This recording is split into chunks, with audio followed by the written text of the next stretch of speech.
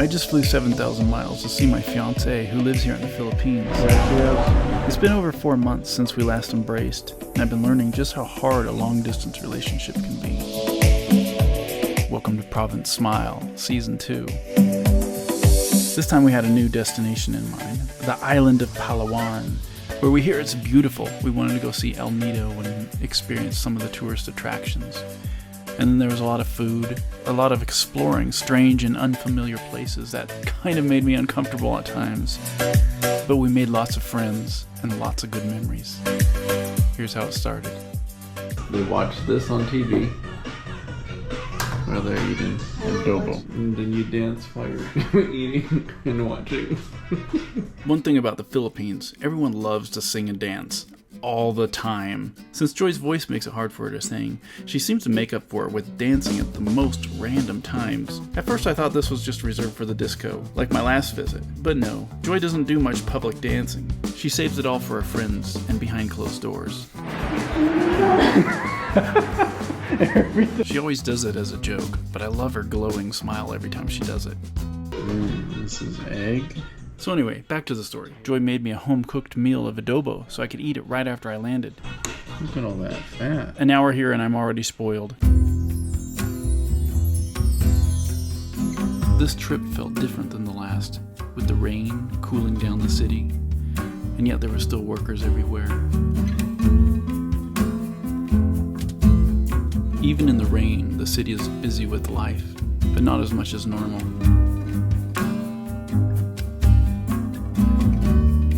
People did what they could to stay dry with what they had and kept busy. The first thing I wanted to do was get some pandesal for breakfast. So we hit up our favorite bakery at the Sea Residence. Everything looks and smells delicious here, and it's quite reasonable in the price. I got hooked on their Americano with condensed milk too. Liver spread at a coffee shop? It actually tastes really good on pandesal. Then we walked down to the local corner store to get some eggs for breakfast. Grapefruit right there. That's what I want to try. Suju. Salted duck egg. And then quail eggs. But we just got normal chicken eggs and headed back upstairs to make our breakfast.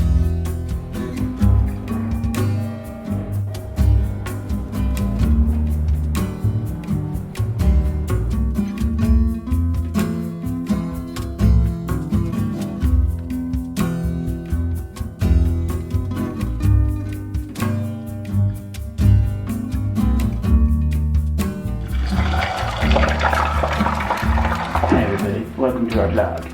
Rule number 1, don't say vlog when you're vlogging. Eggs and pandesal? And she wants to make more?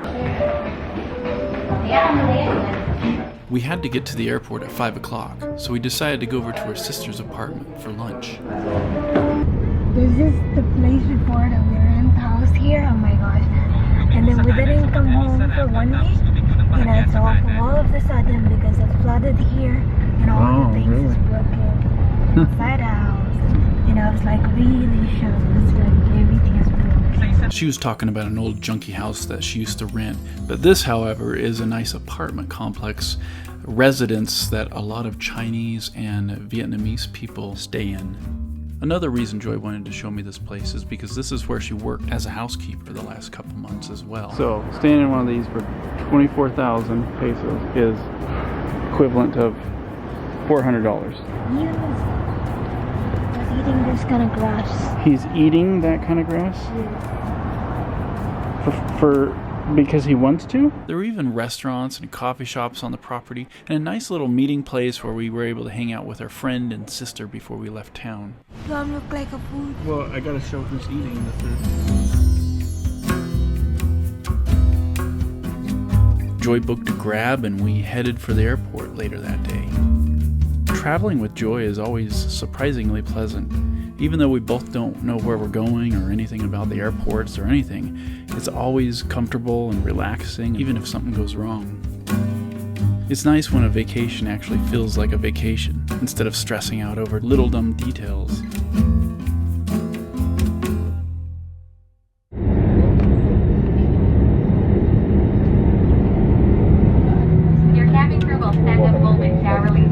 to Puerto Princesa on the island of Palawan. Wait, who's filming us? Did someone steal my GoPro? Oh, that's right, it's just this lady, Ava, who owns the hotel we're staying at. And look, she's carrying our bag, too. She happened to be on the same plane flight as us. Dogs everywhere. And she helped us way more than we could have ever imagined. She helped us figure out what tours to take. They're selling pearl. Okay. She walked us from the airport to the hotel, which wasn't very far at all. Oh, it goes way in there. In fact, her and Joy were texting the whole rest of our trip. It's like she was our personal assistant. Runway view. This is us. Travelers in. Now don't let the dark dirt road alley fool you. This place was amazing. Here we are. It was one of the newest and cleanest and best smelling places we've ever stayed at. Shortly after we settled in, we ran back out the door because of this. Hey, Ken. Nice to meet you. God bless you guys. What's your name? This is Chris. Chris. This is Jason and Joy. We had a dinner with some subscribers who happened to be in the same place at the same time. It was fancy and delicious and good conversation. Being polite, so I'm writing all of them back. So I look at her picture and I says, there's not a chance. I'm so hungry. We want to do some island hopping, eat some food, and I just want to learn more about the Philippines. It doesn't seem like this town should even exist, jammed between sheer cliffs and calm beaches. But it does, and there's a busy culture of people just trying to get by in the middle of it all.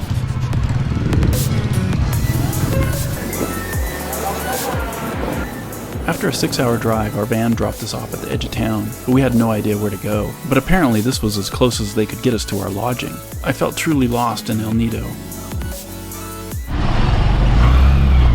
But then they sent a trike to come pick us up, and suddenly it all made sense why they couldn't get us there. This is the only road to get here?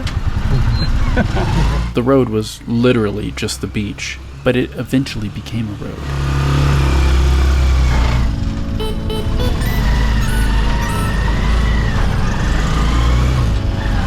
You see, El Nido is a small town, and we were dropped off right up here. And the little road that runs along the beach that practically is the beach went up here to a little hidden community with a bunch of locals and resorts all mixed together.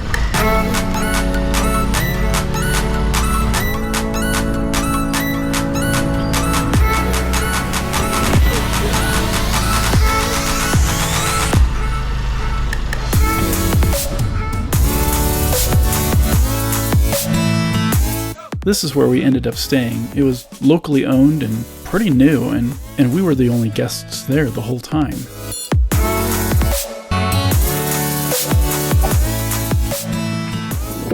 What are we going to do? We didn't really know, so we just started walking. This was about as beautiful as it could get, but it also made it kind of feel uncomfortable because it was so different for both of us.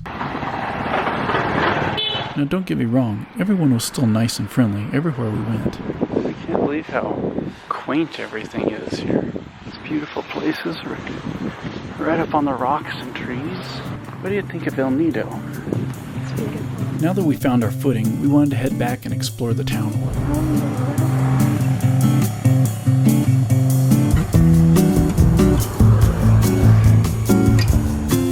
El Nido had pockets of wealth all based around tourists and island hopping. Everybody in town was trying to sell these tours. Beyond that, it seemed like a hard lifestyle here. We stopped in at a restaurant to get some food, and it was surprisingly super fancy inside. Felt like something you'd see in LA, other than the heat. Look at that fancy meal. So do you tip here in the Philippines? In a restaurant? Yeah, I mean, it depends on the person. But it's not rude if you don't tip. Yeah. It's not rude.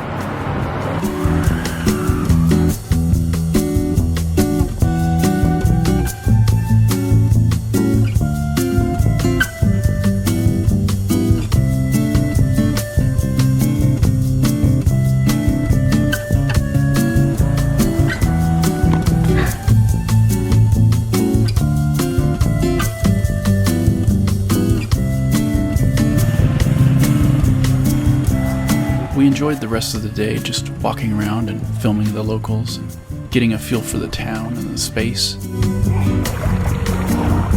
Part of the reason for my travels is to get a feel for the different islands, just to see if we would feel comfortable ever living there.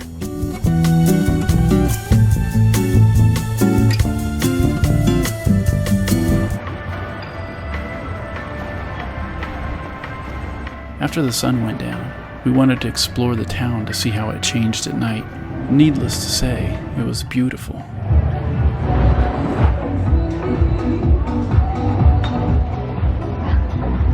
There were lots of places open, but not many crowds, because apparently we came in the off-season. Everywhere you went, there were lots of kids and adults trying to sell the same things, waterproof bags and waterproof phone protectors for the tours. We found a beach entrance to a busy street. It's hard to not get spoiled with fresh and cheap seafood everywhere you go.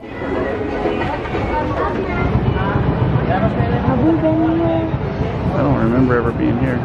I noticed a pattern of holes in the concrete floor on one of the streets. Apparently they do this in the Philippines when they want to redo a street, but sometimes it stays this way for a long time.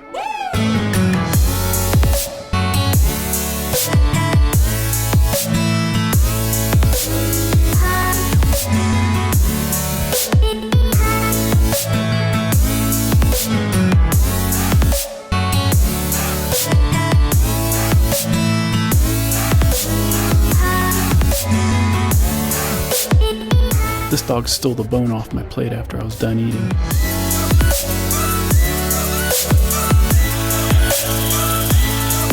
We explored a little more and walked back to our resort, and the owners were having a little barbecue right out front.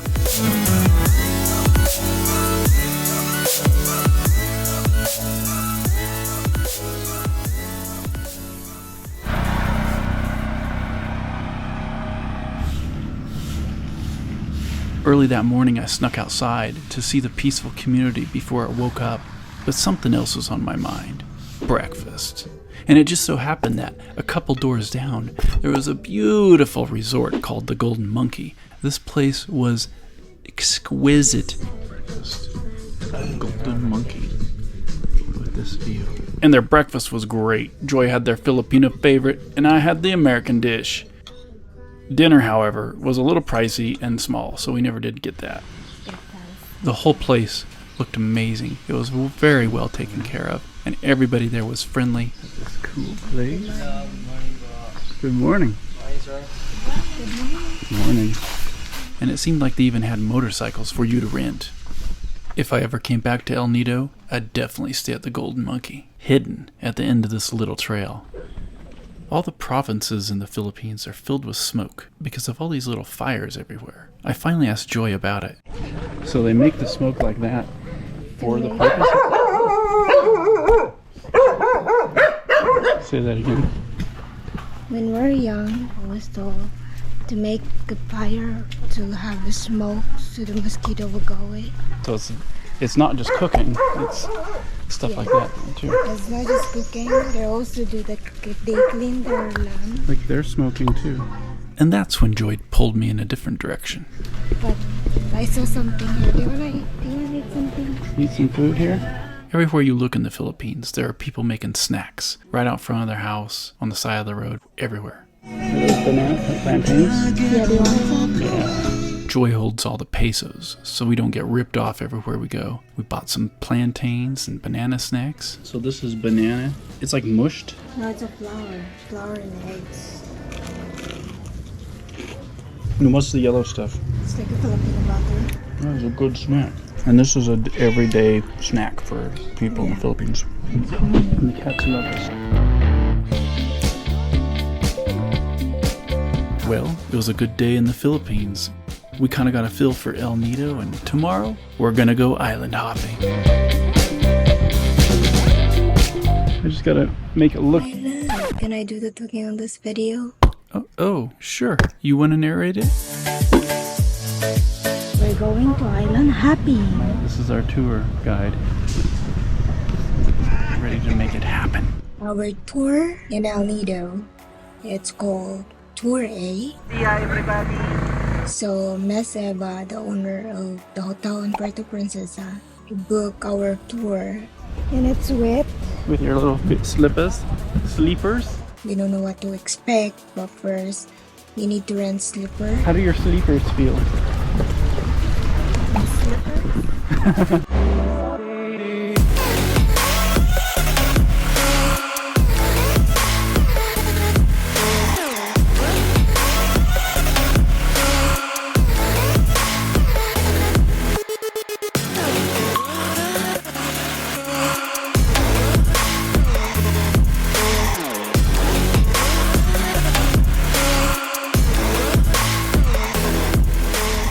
Now welcome for our first stop.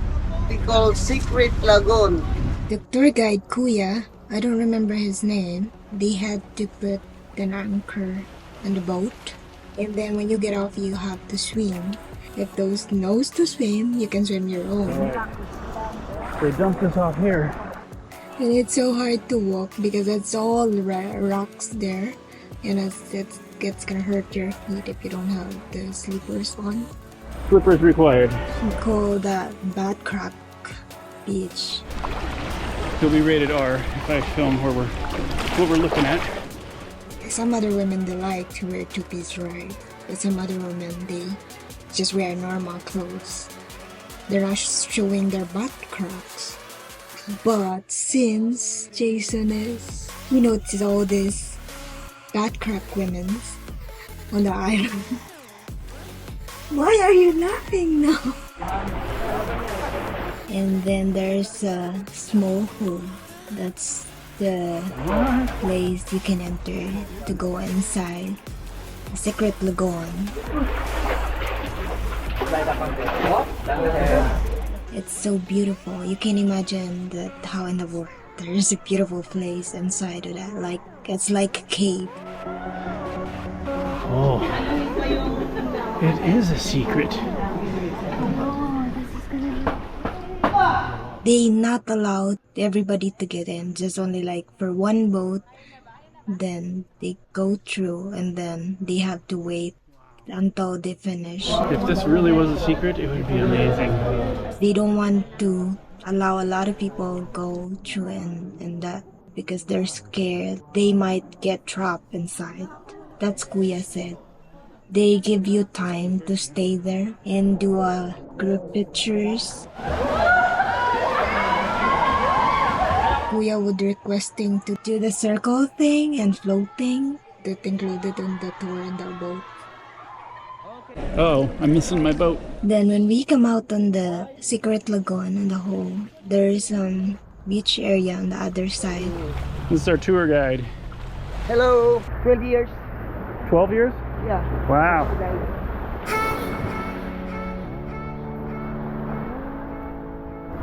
Man, I've never seen anything like this before.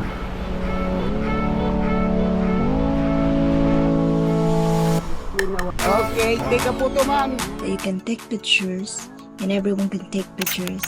And of course, since I look like a monkey that like to climb on the tree, and I always Climbing. goes to the trees to climb there because for me it's fun. I don't know why, but that's how it is.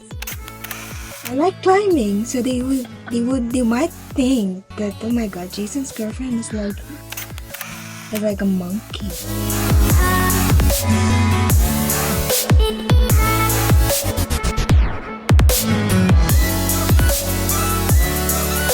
What are you doing? I think I have a monkey thing. Is it time to go? And then when I go to the water and I also took a picture of me and look like a mermaid. So yes, we're collecting a lot of pictures. I wonder why. But even more confusing is why Joy would want to take pictures of me. I mean, look at that. Let me just fix this in Photoshop real quick. There. Oh yeah. And look how happy we are. After Secret Lagoon, we headed into other island. It's so beautiful. And we do the snorkeling. And of course, he let us borrow his snorkeling equipment. Since that was my first time, it was so funny. Because I don't know how to use it. You okay? I can't breathe. Filled up the tube. Out here, just hanging out. You know, like we normally do. And I was so amazed for all the beauty on the ocean, the fishes and the corals and the big rocks.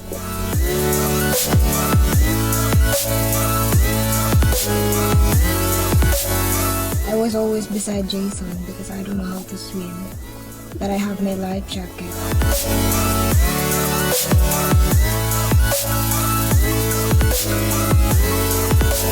Still, I'm not comfortable without him because I'm scared and I have phobia of the water.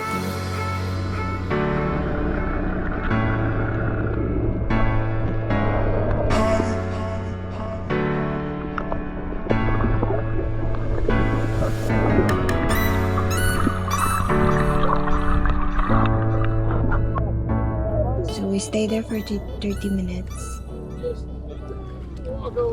And then after that, we headed into another beach so we can eat our lunch. Here's the big reveal for what they give us for food. Are you ready? Oh, We had free lunch for everybody. wow. That's fancy. We ate there. I'm impressed. Hey, let's eat right here. And then there are some vendors in the kayak selling buko and different kind of snacks. And then we stayed there for an hour. And there's another little store in the area.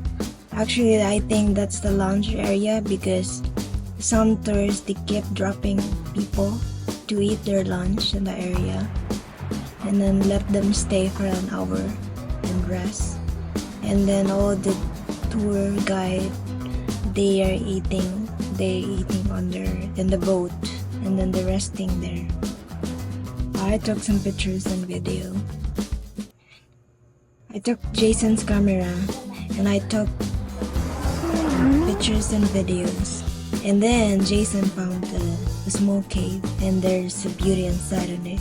The rocks formation, it's so beautiful.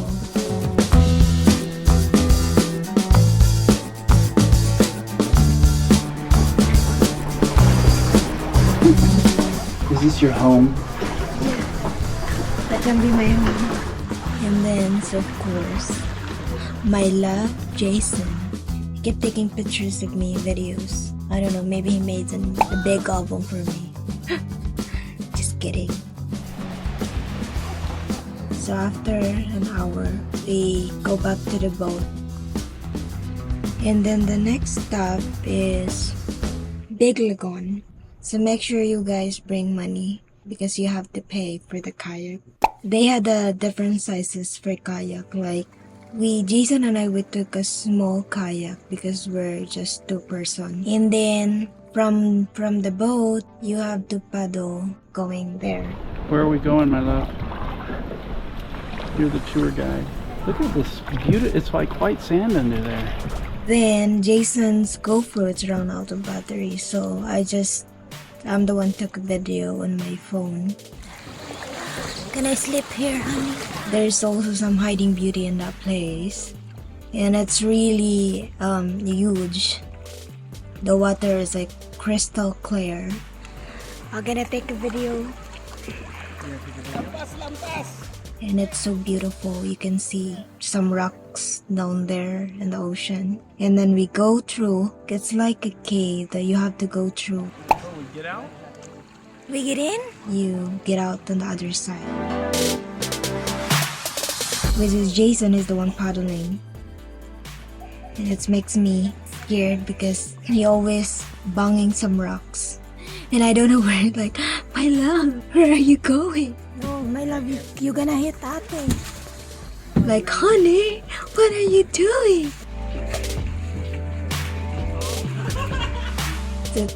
It's happy to experience all those nature that God created.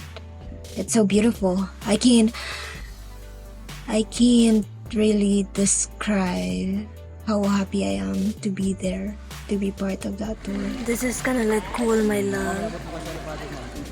Like, wow. It's beautiful. How in the world there is a beautiful place like this? Wow. Our tour guide took pictures with us, with Jason and I. And they also took pictures with me. The last stop that we go is in the other beach. All you can do is hang out with some other people. Like do the volleyball. There's food too. You can do swimming. I just gotta make it look like you're professional. And like I said, I look like a monkey and I like to climb some trees. Can you climb all the way? Okay, let's see this.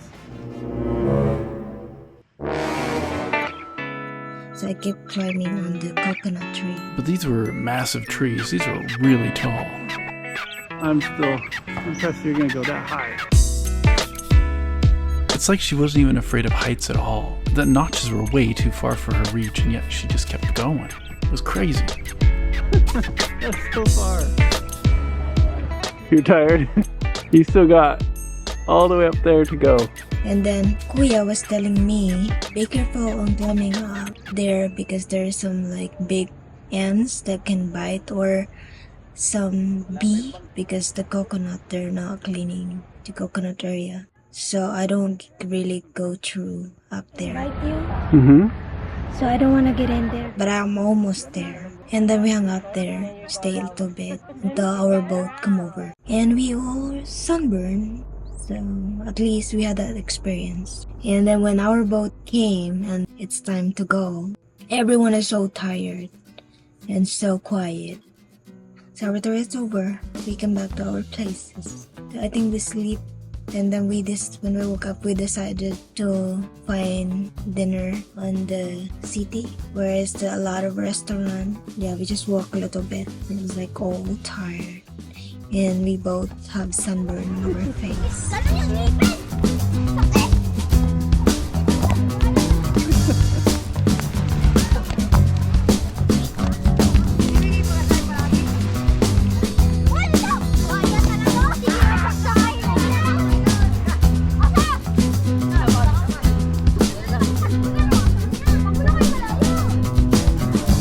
Shrimp sinigang. And then this over here is coconut fish. And then of course I got this. I'm so hungry. That's why I'm eating a lot of food. And I'm so tired. Did you believe that The next day we were heading out of town, and I was curious just how Joy felt about El Nido, if she would ever consider living here. Yes, my heart is not really in El Nido. I can't really feel comfortable there. But I don't think I would love to live there. It's kind of like fancy and expensive. I don't know, I just not comfortable on staying there. I was more comfortable on Siargao or some other places. I asked Joy because I was just curious what someone from the Philippines thought, because I really kind of felt the same way. I never really fully felt comfortable in El Nido, but I loved visiting, and I definitely want to go again, especially if I brought some family with me or something like that. We spend 6 hours per travel again. Since they don't have a lot of passengers, the van is so like flying. I don't know, it's so fast. We're lucky because we booked a hotel to Miss Eva, Puerto Princesa, and she's the one arranged on our tour, and our van vice versa, going there and going back. And we went to Puerto Princesa in Palawan to go on the Underground River tour. But before we boarded our boat, we went to a fancy all-you-can-eat restaurant that was part of the tour. One of the delicacies there was The longest oyster? Yeah. Famous delicacy here? I'm not sure if it was a good idea. Oh my goodness. I don't know if I'll be able to eat that whole thing. You did there. That is an oyster. You ready? Very oystery.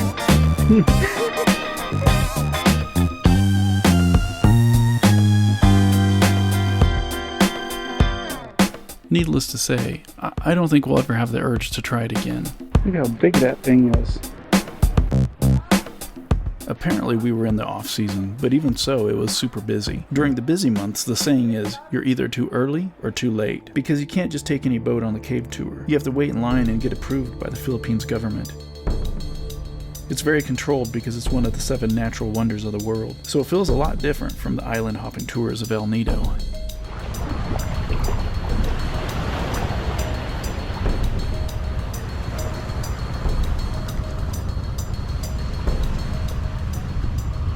We docked on the protected beach near the entrance of the cave with our tour guide. And of course, there was lots of photo ops and tree climbing. This is serious business with all the Hard hats. Next, we were guided down a simple path. What's that? Monkeys were everywhere.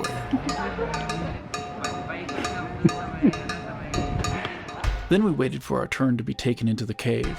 They told us to keep the hard hats on, just in case something drips on you. And if it does drip on you, don't look up. And if you do look up, don't open your mouth. But if you do get dripped on and it's cold, then it's considered holy water. But if it's warm, it's considered holy.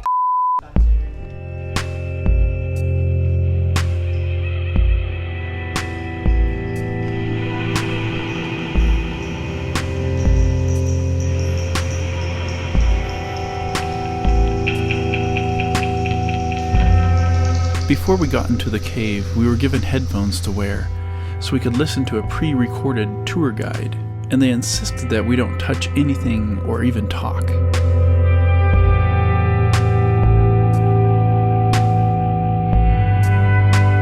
In silence, our tour guide pointed out all the strange formations with his flashlight, as echoing bat noises filled the caverns and water dripped from every rock. It was peaceful but smelly, and we started cramping from holding so still.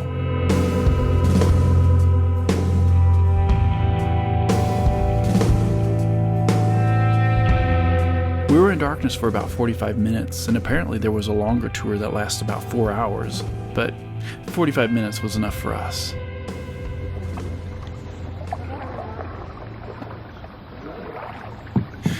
Whew, that was intense.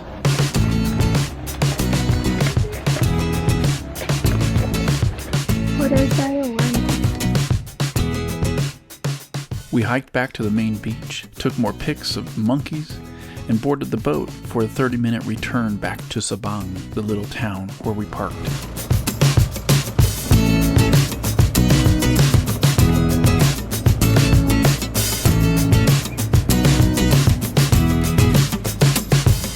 And of course, we were all tired by the end of the tour, and it was fun to see how the boats would slow down to pick up random tour guides and employees, I guess, of the company as we were returning home.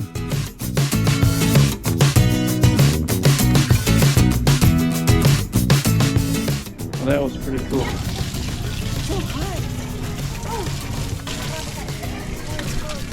Now it's cold?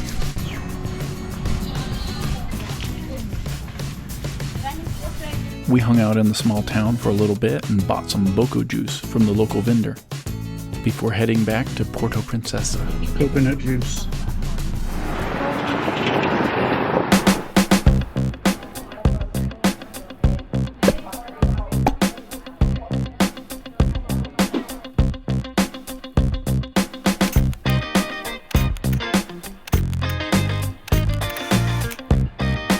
The next day I wanted to go see a big vendor market in Puerto Princesa next to our hotel. There was a cool little shop that had lots of beautiful handcrafted wood carvings, and I was looking for something small that I could bring back for my kids at home. That's the what? These the spiders look like. The ones that fight? There's a spider season. We can fight our spider. It's called spider season. The spiders came out. So we put the hole in the banana leaves because the banana leaves, it's cold inside. So it's not gonna make the spider dehydrated. So it will stay there and it gets cold. For example, this is the stick and I was holding in between on the stick. And then there's the other spider and there's the other spider. And then they come together.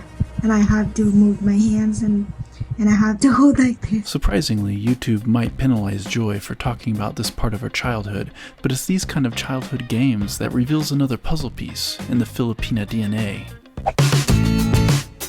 We found another souvenir shop, and Joy started collecting lots of little trinkets to give to her friends and my family and my friends.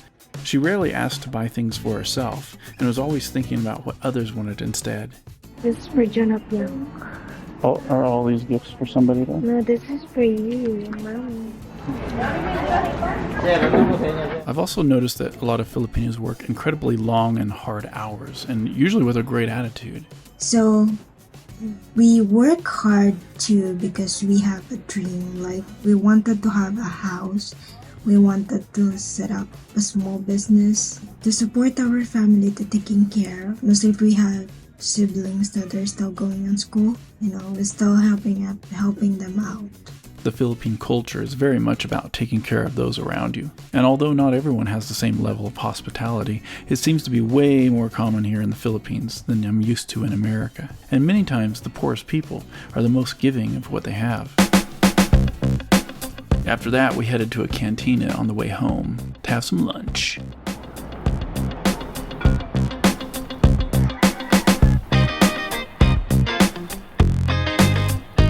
These local cantinas are some of the best places to eat in the Philippines with their local and authentic food. They're also a great example of how a family can come together to start a business as a team. Everyone has a job, and it's usually built with whatever they can find or afford right next to their house. Sometimes they work incredibly long hours. I like how they put the silverware in water so it doesn't get bugs on it and dirty. And then at the back of every single restaurant, you can usually find a faucet with a sink so you can wash your hands, since no one really uses napkins. Now I prefer it this way. Not to mention, cantinas are usually always a great price. After a delicious lunch of barbecue chicken, we walked back home and Joy bought some corn from a street vendor who'd been there all day.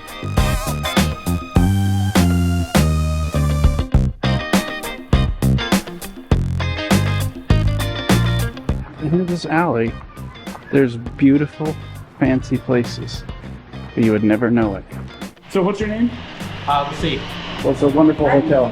Jose and Ava took really good care of us at the Runway View Travelers Inn. It was a beautiful and clean hotel, and they gave us a little tour of some of the other rooms as well.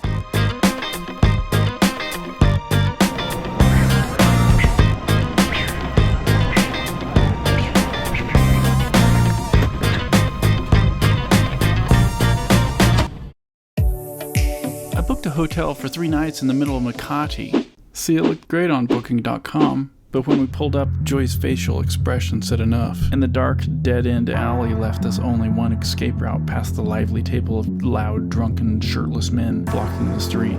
"Be careful," said the taxi driver. "This is locals only."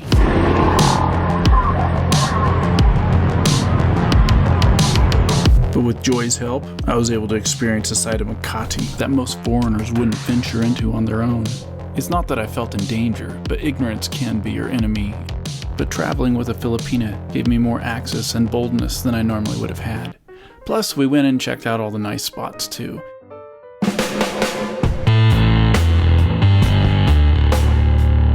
But first, we had to go to the hospital. That's right. We had to go to the hospital at 11:30 at night in a crazy busy place. Now, I don't know if you start getting stressed out thinking about going to a hospital in the middle of a foreign country. Well, I do, and especially in the middle of the night. But turns out there was a hospital that was open, and it was only walking distance from us, which is good because it was really difficult getting a cab to come down our little tiny skinny street to pick us up. So we just decided to start walking. We see all those people drinking on the street, so it's kind of like scary. Now, Joy can handle this kind of neighborhood on her own just fine. The problem was me. Luckily, the city blocks were really short, but when we got to the hospital, there was nothing there. So we started asking around. Everyone kept pointing us down the street saying, "It's just a couple blocks down." And the girl, she suddenly told me, "You have foreigner with you and this place is kind of dangerous." Finally, we hailed a trike and he drove us about a half a block to the hospital. Now, I'd like to say that's the most confusing part, but going to a hospital in the Philippines is just as confusing and chaotic as the streets of the Philippines. Now, I couldn't film inside, but I'll try to describe it to you.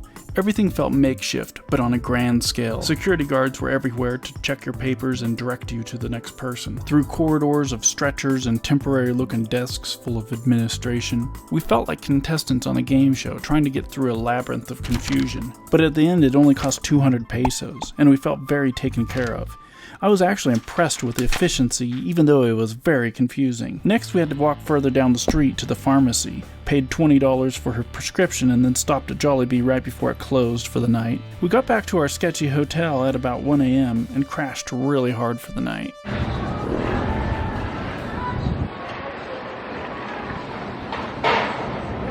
After a night of nervous contemplation about my hotel picking skills, I decided to make the most of it, so I got out my camera and started filming. Not to mention it was daytime, so that made me feel a little better too. We walked down the street to try to find a bike that would take us to BGC, and we stumbled across some people playing a strange game that looked kind of like pool.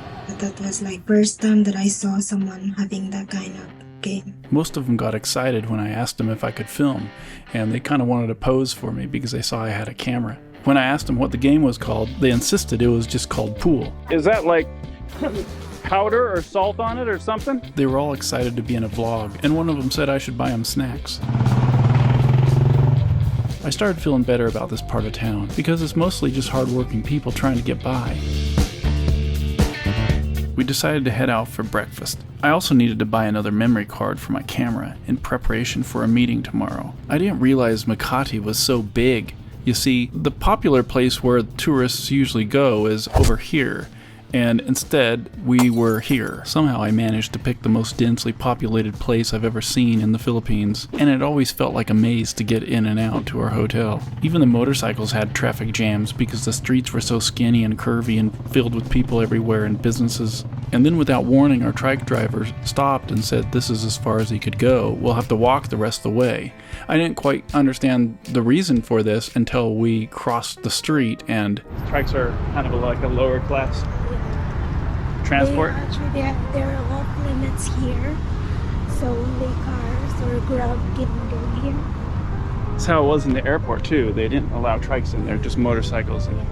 And it's like a completely different feel here. Just across the street, it was like chaos.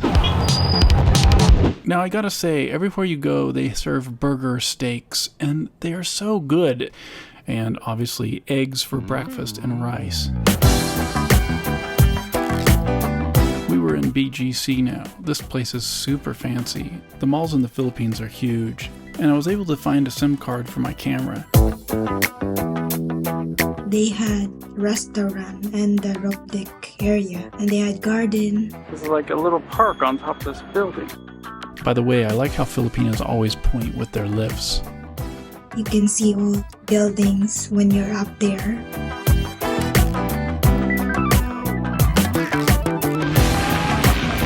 And of course, we took turns running through the water.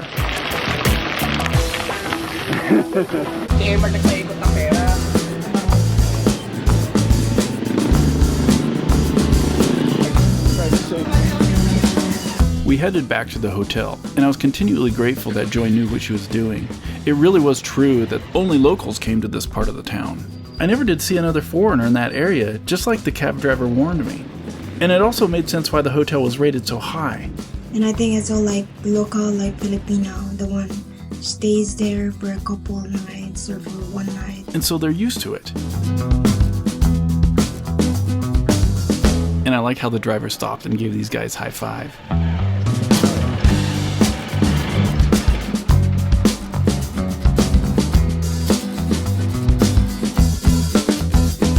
Still, it's a good experience. It was a great experience, especially with the present company. I couldn't have done it by myself. We made it.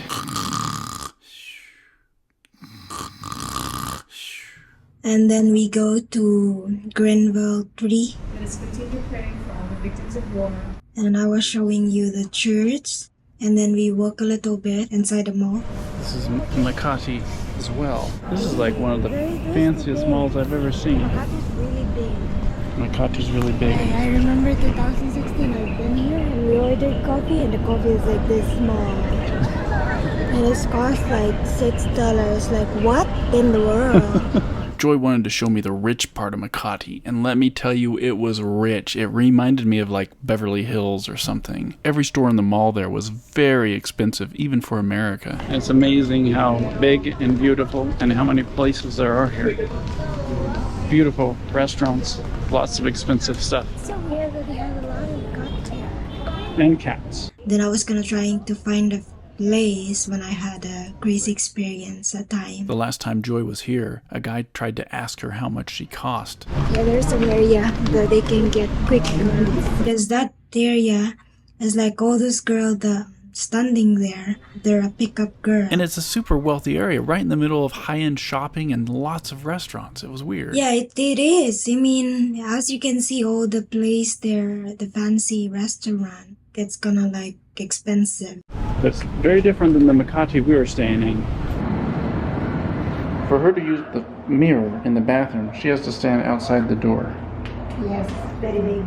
It's so tight. You hit your knee on the door. I always feel like a giant there everywhere I go, even though I'm only 5'10". The last night we were there, I wanted to go out and film more of the town and get some dinner, but there was still no way for me to blend in. My camera, light skin and size, and deer cotton headlights look always gave me away everywhere I went. This is how you get overcharged for food and taxis and manipulated by a mother laying her child on the street to beg for your sympathy. But you just can't hide it until you've done your time and gotten over the shock and confusion.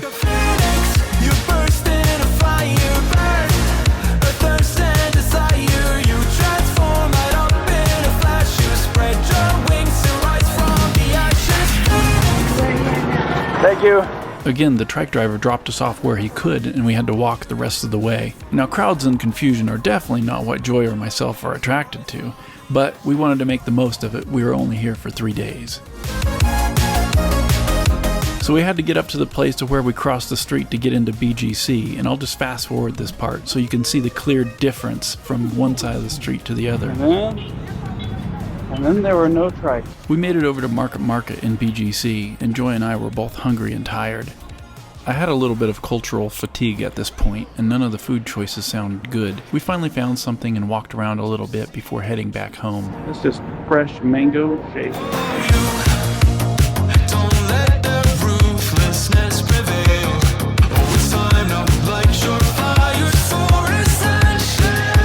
Many streets in the Philippines are like obstacle courses.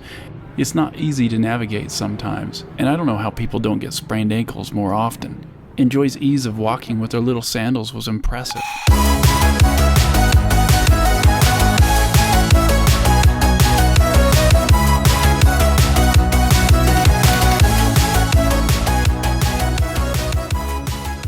At the end of the day, we were both exhausted. And look, I even broke my lens cover for my camera. You can tell you've had a good day of filming when that happens. Oh, and that too. This is Joy's Filipino sister and her Vietnamese boyfriend. They don't speak the same language, and so they use Google Translate to communicate. And today we're going to go over and eat lunch and dinner with them, and I had no idea what to expect, other than knowing that they eat on the floor. But it turned out to be one of the best meals I'd ever eaten, and an experience I'll never forget. So guys, here we go again.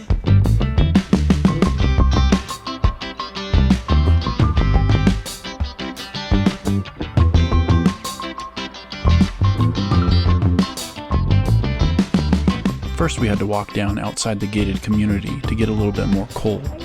Apparently, the house cleaner threw away the coal that was laying on the floor in the house. Good thing there's little shops everywhere you go within walking distance. And don't be alarmed by the smoke, that's normal too. We packed up the bags of coal and headed back to the apartment. Now, I've eaten a little bit of Vietnamese food in America before, but I knew it could never be this authentic. So I didn't want to pass up this opportunity. Yes, their culture is very different. Their food, it's really different. Oh yeah, like the grass they eat? He's eating that kind of grass? Because he wants to? You just wash it and eat it. It feels like a goat. Apparently we didn't eat any of that kind of grass for this meal, but I kind of wanted to. I was grateful that they let me film, because these guys were serious when it came to making food. You could tell that they loved cooking and eating. There was a focus the whole time, like an artist mastering his craft. Yeah, I think for them it's kind of normal, like men are cooking. Most Vietnamese men, they're the one cooking. They're the one preparing everything.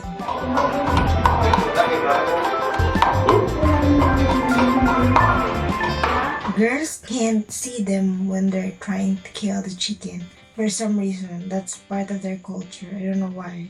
As a Filipina, women here, we're the one killing the chicken if you want to eat chicken. But with them, they're not allowing women to see when they're trying to kill the chicken.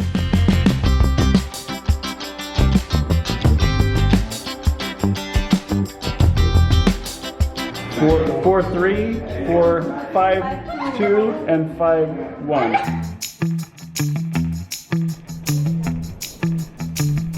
What are you doing? And how about you, my love? I'm just filming. For lunch, the plan was to go barbecue outside in the little park area of the complex. I stayed confused for 90% of the time because very little English was spoken, but everyone seemed happy around me. The girls took photos and passed out the gifts that Joy and I brought, and then the coals were lit with plastic bags. Why are they lighting the bags on fire? It's normal in the Philippines that we're burning plastic. That's why we use plastic, so we can make fire.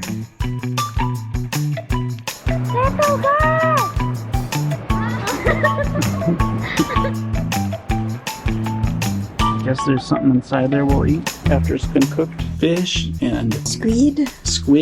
and it was just all exotic, like delicious food, and they barbecued it and they made it really good. And How do you know when something like this is finished cooking? but the part that stood out most to me was the little shells, because it was just like shells and shells with creatures inside it. You haven't seen. I don't know what it's called. This little guy? Look at that. And every time someone started drinking, they would say cheers, and so everyone would have to put down their food. Here's how many. Cheers. Cheers.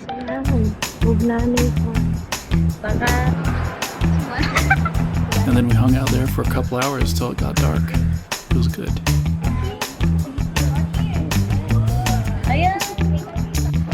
These are little dried fish. This is how Filipina does.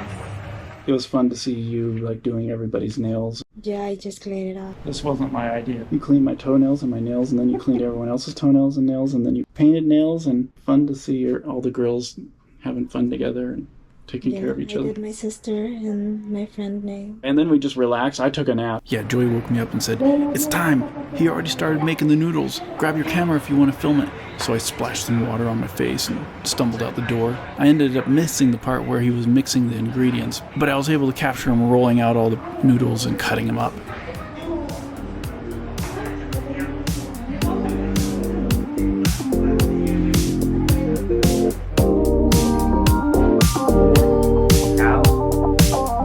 Now I know this isn't a food channel, but indulge with me for a little bit. I've only known pasta to be the package of hard noodles that you boil to get soft, and so because of that, I've never been this excited to actually try noodles and see what they taste like. You could tell that Ian had done this all his life. It's like he was on autopilot with the cutting. The Vietnamese culture, when they say, let's eat, you can say no, because he likes making food, so you have to eat. I could see why they would be offended if I didn't eat the food they offered me.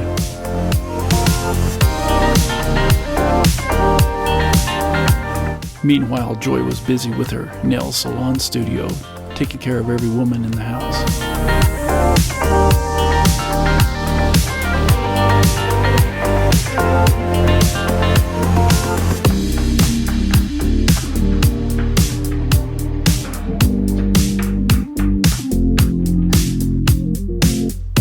It was neat how all the women were just enjoying themselves and talking and having fun, and the men were hard at work in the kitchen. Yeah, I think for them it's kind of normal, like men are cooking. Most Vietnamese men, they're the one cooking. They're the one preparing everything. So in Vietnam, do all the women tell the men, "Get back in the kitchen where you belong"?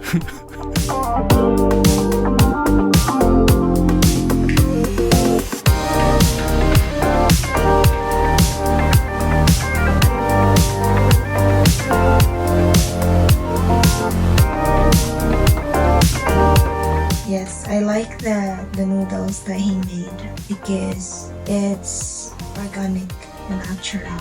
So it's not gonna make you bloated or feel tired, and the taste was good.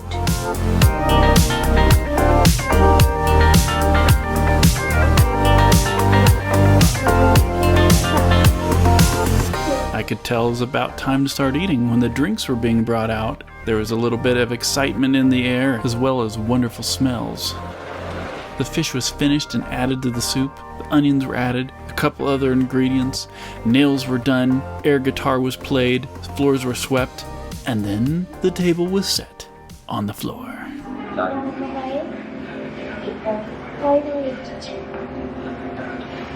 Thank you. Thank you. Baby boy. Oh, handmade. Completely handmade. What's this? A soju and Yakult. And Sprite. Soju and Yakult with Sprite. That was really good too. It was like the whole process was just kind of like made my brain hurt because it was so different. But it was really enjoyable, and that's what I wanted. I wanted to go and experience it because I saw her eating there with them on the floor in video calls, and so I was like, can I please come and film? Cheers.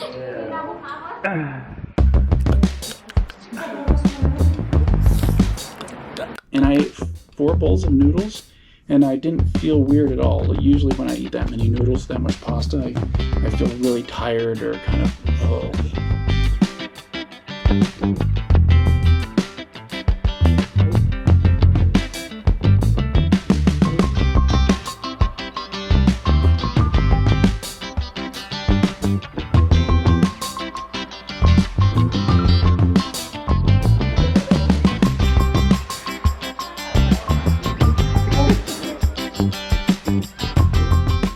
My fiance took me on a day trip to Cavite, which is about an hour away from Manila. Joy rents a little house there with her sister and Ate Dolly, but she doesn't live there much because she usually works as a nanny, staying with her employer for 24 hours a day. Between the 3 of them, they only pay $60 a month for rent. and all the kids are in love with Joy there. They come and want to see her, and it was kind of like I was a movie star being a foreigner there, so they were all looking in the window. They're like really excited to see.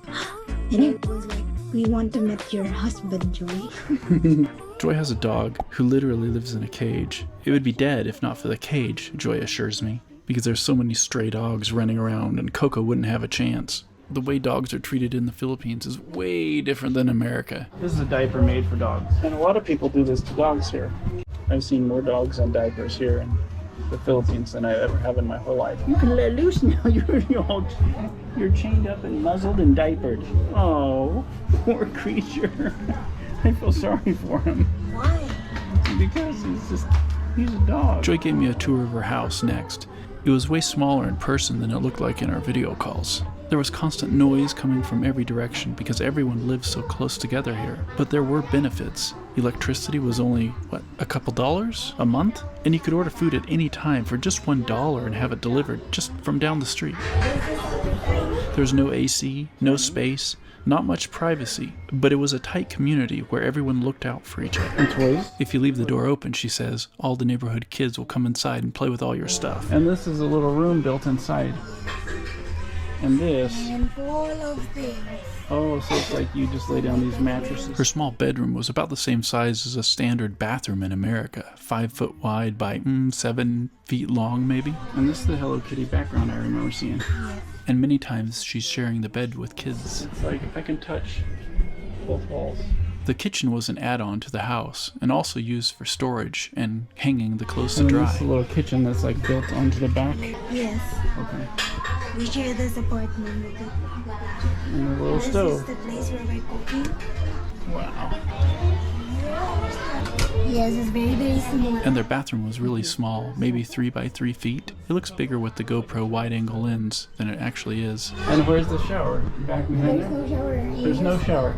Oh, you just use the bucket. When it rains, the tin roof is so loud that you can't hear anything else. Everyone in the neighborhood just kind of goes inside to hibernate. And there's also the bag. Auntie Dolly has a little random knick-knack store that she sells stuff to the neighborhood. What's this? There were constant calls from vendors walking down the street selling food or snacks. Oh, you wanna try this first? It's warm. Everyone here had their own business, What is that? and I enjoyed seeing how resourceful and entrepreneurial they were. Tahoe. Tahoe. Yeah. Tahoe. Look at that. I have never seen anything like this. Here. You should eat Thank you. Oh. Salamat. This is the soya beans. Soybeans? Yes. Okay. And then this is the pearl. And this is this arniba sauce.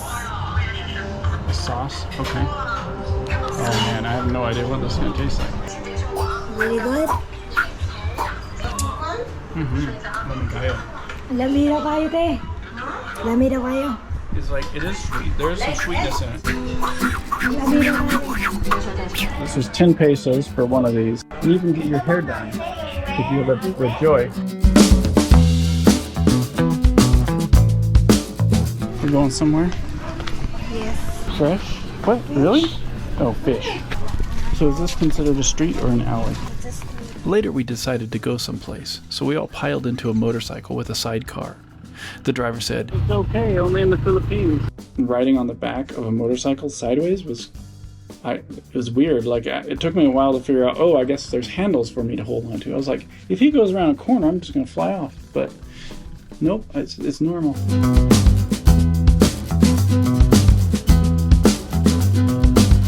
We ended up at the mall.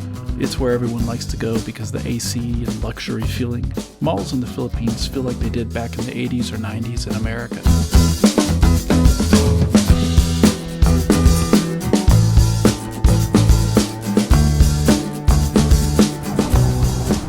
One, two, three, four, five, six, seven. 7 of us fit on a motorcycle. You can just pile more people in than you ever expect. It's like the TARDIS on Doctor Who. It's like bigger on the inside. The what? The TARDIS from Doctor Who. The toys from Doctor Who? It's a TV show. Oh, okay. And it looks like a police box. And you go inside and it's like big and if you're going to be an American, you need to know about the TARDIS. Just joking. Okay. I'm joking. So I have to learn everything. No, you don't need to know about the I TARDIS. have to do research. You don't need to know about the TARDIS. It's been going downhill very badly. It's really stupid now. So forget everything about the TARDIS. No, I've never seen one like this. This must be the new one. I was surprised to see a Macintosh store in the mall, so I wanted to go see the prices of the new iMacs. And then we met a new friend named He Miles. just wanted a selfie because I was an American. Yeah, and Americans are friendly, you know, guys, because one thing that I learned from history is Americans colonized our country. That's the reason why Filipinos speak English. You get it, guys? I'm sorry if my English is very well, too. Yeah, I'm only socially awkward, you know. No, you're doing great. Next we went to Jollibee, then back home. I saw Miles again at Jollibee too. He's sleeping here. Mattresses were laid out on the floor and everyone took a little nap. Even with the fan directly on me, it was so hot I could barely sleep, but Joy tried to make me feel comfortable. Chicken feet, really? Yeah, no. Okay. We're gonna try it. When the sun was setting, we all headed out down the street. Suddenly it made sense why all the activity started at night, because it was so much cooler. Normal day here. All the little shops opened up and it seemed like the whole community came out to buy fresh food and mingle. It felt like a fair or a carnival, but it was just a normal evening there. This is one of the things I miss the most when I'm back in America. It's live, local, fresh, friendly, and like this every day. Auntie Dolly ordered some food, and we walked back home with the kids and dog. Chicken intestines and chicken blood. It was actually pig blood. They tried to describe how it was made and laughed that they couldn't explain it. And then you eat. And this is just pig blood. I've never heard of eating blood before, or cubes of blood, but it's totally normal there, and it was actually really good. Am I gonna get sick eating this? At the end of the day, it was just like eating noodles and tofu. At least that's what it tasted like to me. We had to get back to Manila, so we held another trike to get back to the bus stop.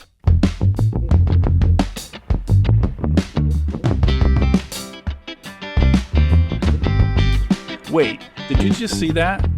All I gotta say is this guy has some mad skills to just be able to walk without braking straight across the street, right in between crazy traffic like that.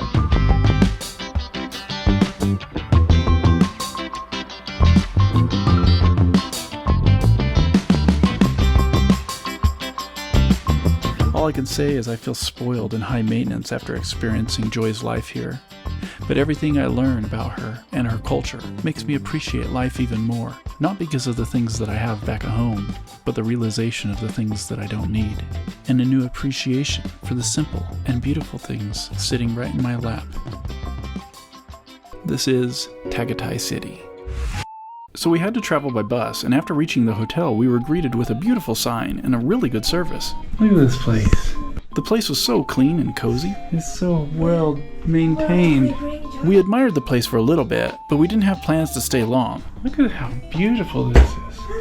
It was a much colder escape than the heat of Manila, but we had a whole day ahead of us, so we needed to get going. Compared to Manila. But it's raining. So we immediately grabbed a hot breakfast of beef and fish and then met our go-to guy, Meet Rex, our resident tuk-tuk driver known for his exceptional motor skills, great communication, and an overall charming man. This is Rex. Yeah, Rex. Rex seemed to know all the hot spots. And the first place he took us was this beautiful restaurant that overlooked the infamous Taal volcano. Just look how cute these kubus are. It's a neat little restaurant. What's the name of this restaurant? Island Dreamer, sir. Island Dreamer. The volcano nearby is one of the most active volcanoes on the planet. But due to the lack of time, we couldn't go there. And you can go by boat if you want, but getting close to an active volcano didn't seem like a good idea. I really wanted to go to the other part of the city that had a market. This market wasn't like any other I'd seen before. Also, Rex had a very interesting personality. You know how to drive like this car? I've never driven a car like this before. This car is we call tuk-tuk. Tuk-tuk. Okay. Yeah, Okay. tuk-tuk. Because in whole Asia, this is called the tuk-tuk. Especially in Thailand, Bangladesh, India. Tagaytay had strict rules when it came to motorcycle rentals, and so tuk-tuks were the only way to easily get around this area. So it's safe to say that without Rex, this trip wouldn't even be possible. He took us to some fancy spots that we never would have found on our own. We admired the pretty views and impressive architecture, but when we said we didn't want to buy anything, they asked for a 200 peso entrance fee. And then there is the fruit market. Okay. So it's just along this street? Yeah, that's the long street and then also inside. The Tagaytay market was large and impressive. It had everything from basic needs like plates, buckets, and brooms to stereos, phones, and clothes. It felt like a Filipino version of Walmart. It's like all the essentials that you need. Has everything. Sophie lives here. Would this be kind of the place where you just came to get everything? Yeah, I get all the things. There were a bunch of different sections in the market, and the next section was the meat section. To Joy, this was business as usual, but to me, it was culture shock. But even more shocking was when she told me she used to work in a market like this, but only for $16 a month. And if the mice ate any of the items, they would deduct it from her pay. It just goes to show the lengths people would go to survive and still have a smile on their face. Like how long do you think it would take and all this will be sold out and gone? But for some reason, I was so fascinated by the amount of eggs that they had lying around. Wow, that's a lot of eggs. One tray, so that's two and a half dozen for 270 pesos.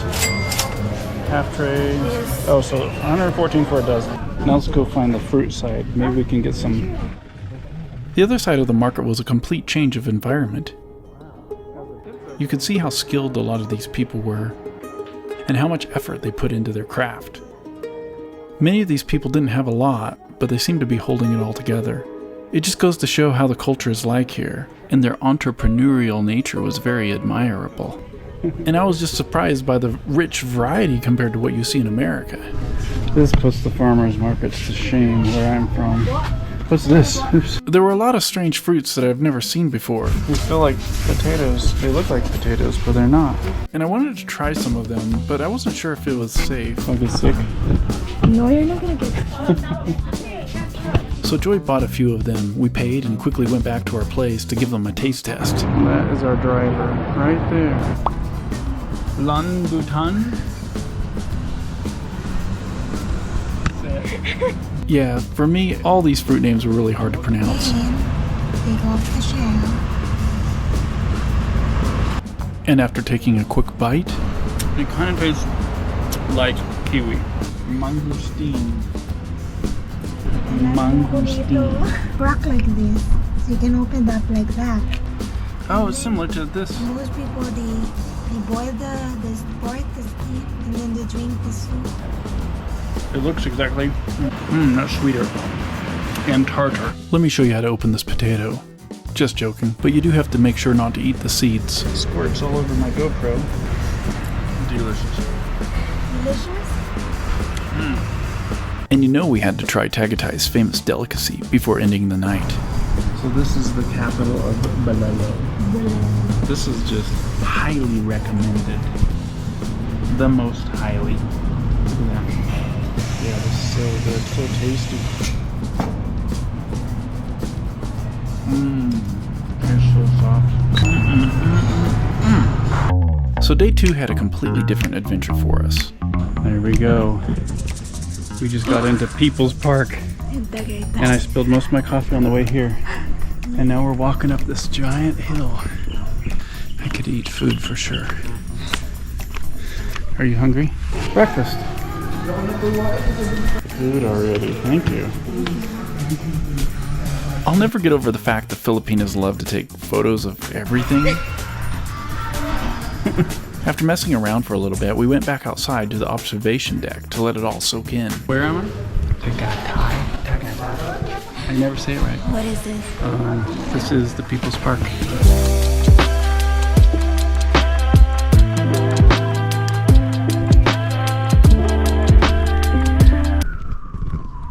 You do that? Is that like a superstition? I don't know. The next stop on our tour was a fancy secluded community where neither Joy or I felt very comfortable. Is this the Sky Park?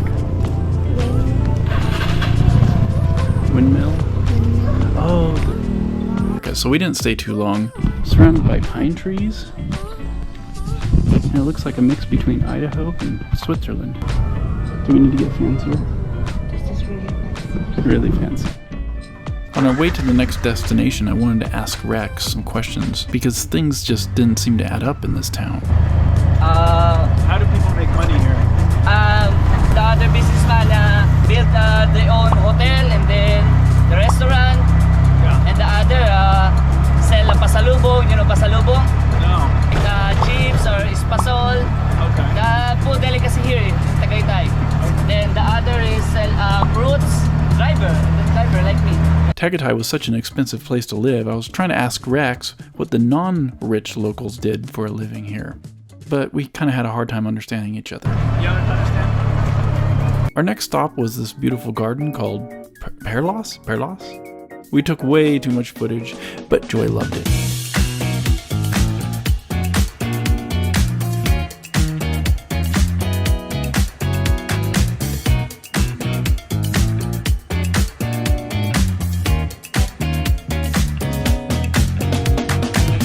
Where are we at now, my love? At Sunflower Farm. There were a few other stops, and then we finally made it to an amusement park called Sky Ranch.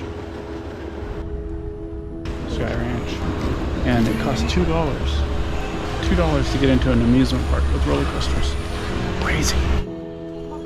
I've never heard of dragon fruit before, so we got some dragon fruit juice. And Joy didn't ever really want to spend money on rides or games, but she loved just watching everybody else. But I insisted that we at least try to play one, even though we knew it was completely rigged. But here we are failing at a rigged game. Hey, too strong, bossy. Hey, one more, madam. Panalo na. Isa na lang. Ayan na, pangalawang bola. Lumabas naman, madam. Simple na dito. Hey. Wow. Last game, bossy. Last game. After a few days escaping the heat, we were ready to get back to Manila for the remaining few days we'd be together. Saying goodbye was harder to deal with during this trip, knowing how hard it was to be apart for so many months. It's McDonald's. A long-distance relationship definitely feels like a roller coaster. But maybe it's the ups and downs that make the ride more exciting.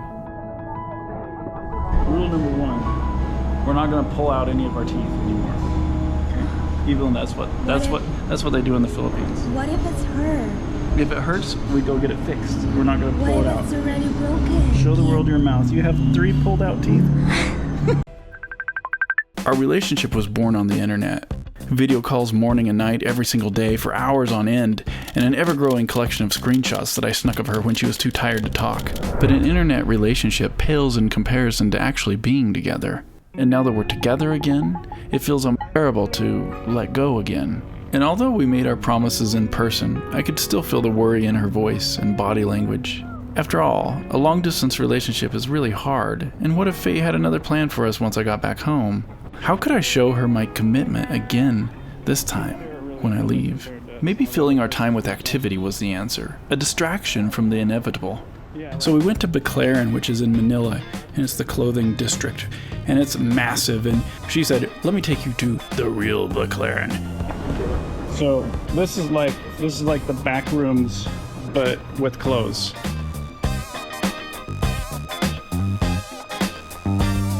How do you find someone if they get lost in here? You just don't find them, do you? It was fun to get out there, and we were able to enjoy ourselves, and her friend loved hanging out with her. And we went grocery shopping later because Joy loved making me food. It was her joy.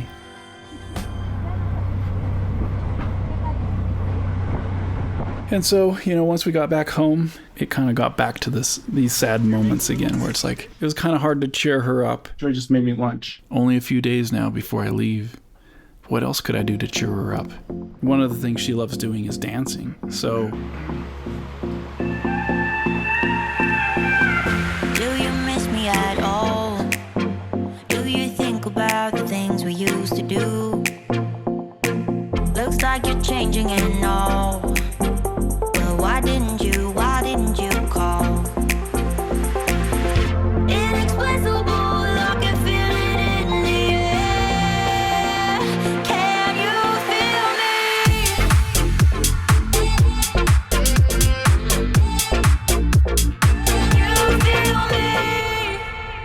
me? It worked, but just for a little bit. Only one day left now.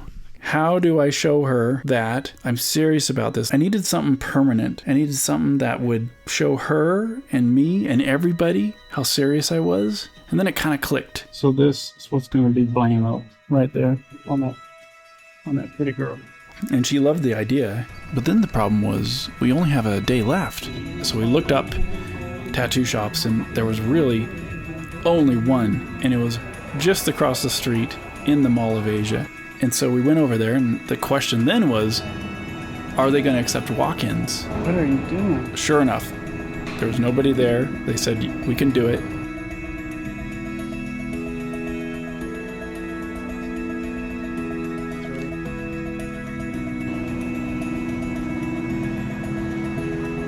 I could tell this kind of stifled that fear. Now I have her name on my ring finger.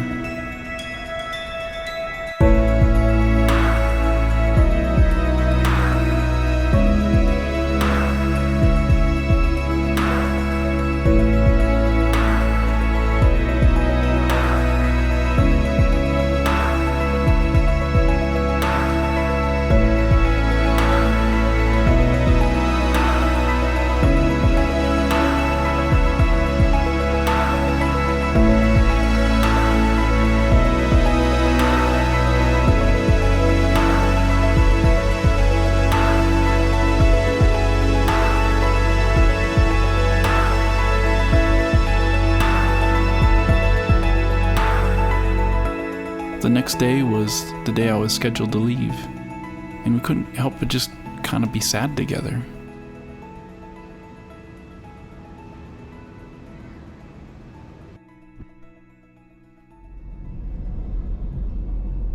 The worst part.